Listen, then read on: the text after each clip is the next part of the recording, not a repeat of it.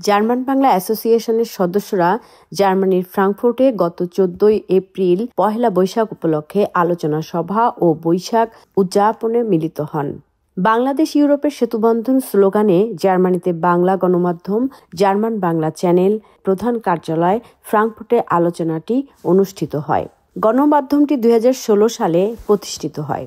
আলোচনা সভায় বক্তারা নতুন তরুণ প্রজন্মের উদ্যোগে আগামীর আধুনিক ও স্বনির্ভর বাংলাদেশ বিনির্মাণে এগিয়ে যাওয়ার প্রত্যয় ব্যক্ত করেন।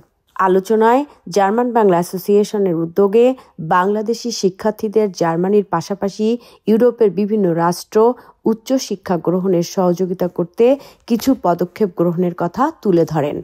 সভায় উপস্থিত ছিলেন অ্যাসোসিয়েশনের দেলোয়ার জাহিদ বিপ্লব, ফাতেমা রহমান রুমা, মুনিপ রেজওয়ান, জান্নাতুন নাইম, মোহাম্মদ মুস্তফা মোর্শেদ অনিম, নেপাল কান্তি রুদ্র ও নাফিসা শারমিন।